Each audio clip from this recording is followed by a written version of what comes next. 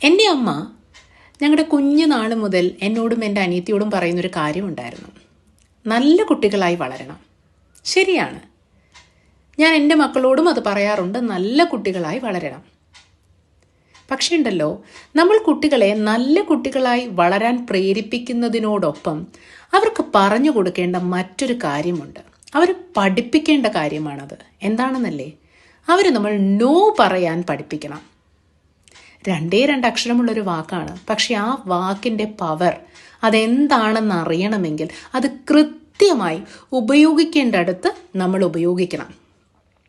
നമ്മളിൽ എത്ര പേരുണ്ട് ധൈര്യമായി നോ പറയുന്നവർ? ആരോടുമായിക്കോട്ടെ, നമ്മുടെ കൊളീഗിനോടോ, നമ്മുടെ ഭർത്താവിനോടോ, നമ്മുടെ കുഞ്ഞുങ്ങളോടോ, നിങ്ങളുടെ ഭാര്യയോടോ, നിങ്ങളുടെ ബോസിനോടോ, ഇൻലോസിനോടോ, അങ്ങനെ എവിടെയെങ്കിലുമൊക്കെ നോ പറയേണ്ടി വന്നപ്പോൾ നിങ്ങൾ ധൈര്യമായി പറഞ്ഞിട്ടുണ്ടോ? ഉണ്ടാവില്ല അല്ലേ? കാരണം നമ്മളിൽ മെജോറിറ്റി ആൾക്കാരും ആ നല്ല കുട്ടി കാറ്റഗറിയിൽ പെടുന്നവരാണ്. നല്ല കുട്ടികളാകുന്നതിൽ തെറ്റൊന്നുമില്ല. പക്ഷെ ഈ നോ പറയാത്തത് കൊണ്ട് നമ്മൾക്കുണ്ടാവുന്ന ബുദ്ധിമുട്ട് അത് ഒത്തിരി ആണെങ്കിൽ തീർച്ചയായും നമ്മൾ നോ പറയണം. ആരെയും സഹായിക്കേണ്ട എന്നല്ല ഞാൻ പറയുന്നത്.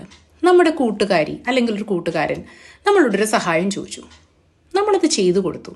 പിന്നെയും ചോദിച്ചു, പിന്നെയും ചെയ്തു കൊടുത്തു. പിന്നെയും ചോദിച്ചു, പിന്നെയും ചെയ്തു.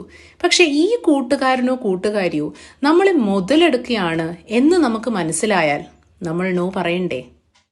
നമ്മളൊരു കൂട്ടത്തിൽ നിൽക്കുമ്പോൾ നമ്മുടെ മനസ്സിന് നമുക്ക് പറ്റാത്തൊരു കാര്യം നിർബന്ധപൂർവം നമ്മളെ കൊണ്ട് ചെയ്യിപ്പിച്ചാൽ നമ്മൾ നോ പറയണ്ടേ? പറയണം. കാരണം എല്ലാത്തിനും മുകളിൽ നമുക്ക് വേണ്ടത് നമ്മുടെ മനസ്സമാധാനമാണ്. ഒരു നോ പറയാത്തത് കൊണ്ട് നമുക്ക് നഷ്ടമാകുന്നത് നമ്മുടെ കുടുംബത്തോടുള്ള സമയമാകാം, നമ്മുടെ മനസ്സമാധാനമാകാം, അങ്ങനെ നമുക്ക് വിലയുള്ളത് എന്തുമാകാം. അപ്പോൾ നോ പറയേണ്ടിടത്ത് നമ്മൾ നോ പറഞ്ഞിരിക്കണം. നമ്മുടെ കുട്ടികളോടും പറയണം. നിന്റെ കൂട്ടുകാരുടെ ഇടയിൽ നിനക്കൊരു നോ പറയേണ്ടി വന്നു, അതുകൊണ്ട് നീ ഒറ്റപ്പെട്ടു. അതൊരു തെറ്റല്ല കുഞ്ഞേ, അത് നിന്റെ ഗ്രൂപ്പല്ല. തല നിവർത്തിപ്പിടിച്ച് നീ ആ ഗ്രൂപ്പിൽ നിന്ന് ഇറങ്ങി പോരണം. കാരണം നീയാണ് ശരി. നിനക്ക് പറ്റാത്തൊരു കാര്യം നീ ചെയ്യേണ്ട യാതൊരു കാര്യവുമില്ല. നമ്മുടെ ശരികൾ മറ്റൊരാളെ ദ്രോഹിക്കാത്തിടത്തോളം കാലം അത് നമുക്ക് വിലപ്പെട്ടത് തന്നെയാണ്.